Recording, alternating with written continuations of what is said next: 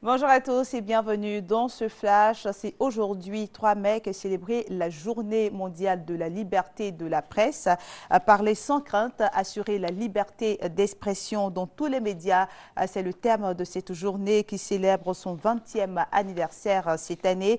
Et cette journée est l'occasion de célébrer les principes fondamentaux de la liberté de la presse, d'évaluer la liberté de la presse, de défendre les médias des attaques contre leur indépendance et de se souvenir bien sûr des journalistes tués pendant qu'ils faisaient leur devoir. L'Union nationale des journalistes de Côte d'Ivoire qui célèbre l'événement demain prévoit une procession qui partira de la Bibliothèque nationale à la Maison de la presse au plateau.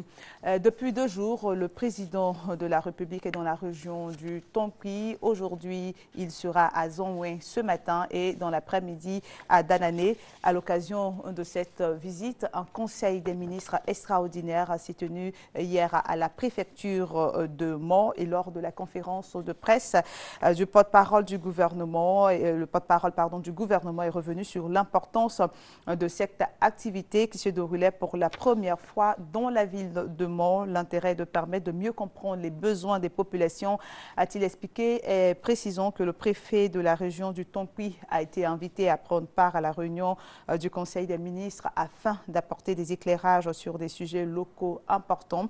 Il a ajouté qu'à la demande du chef de l'État, le Conseil des ministres se tiendront dans les régions de la Côte d'Ivoire.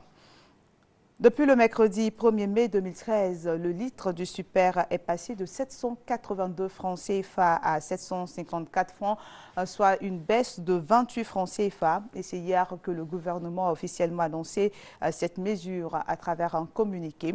C'est la 2e fois en cette année que le prix de cette catégorie de carburant connaît une baisse après celle du 1er avril 2013 contre une hausse de 10 francs CFA au premier jour de l'année.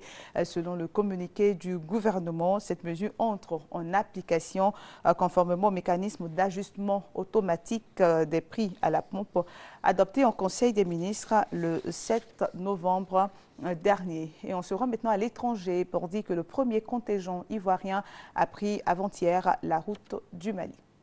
103 éléments des forces républicaines de Côte d'Ivoire en route pour le Mali.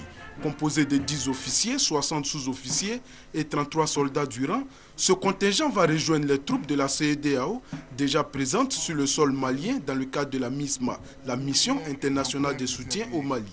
Après 3 mois d'intenses préparations dont la phase opérationnelle s'est déroulée à l'Omo Nord dans la localité de Toumoudi, ces soldats vont jouer leur partition aux côtés de leurs frères d'armes de la CEDEAO pour le retour à la normalité au Mali.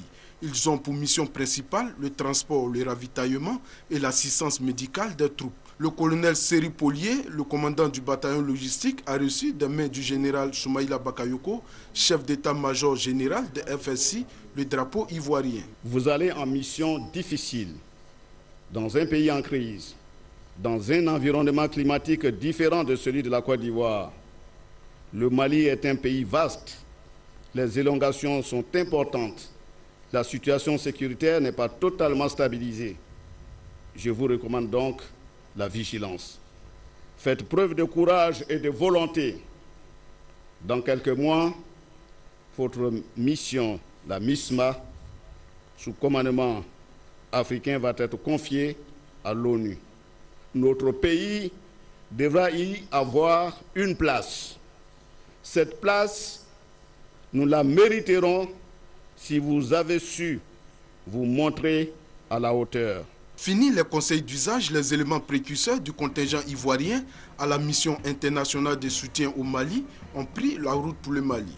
Ils seront escortés jusqu'à la frontière ivoirienne avec le Mali où les attendent déjà des éléments de la MISMA. À la fin de ce mois, ils seront rejoints par un autre contingent. Je rappelle que depuis 2 jours, le chef de l'État est en visite d'État dans la région du Tonki. Ce matin, il sera à Zonwin. Et tout à l'heure, la rédaction de RTI 1 vous propose un plateau spécial qui sera animé par Marie-Laure Ngoran. Elle aura comme invité Claude Sailly. Merci d'avoir suivi ce flash. On se retrouve à 13h.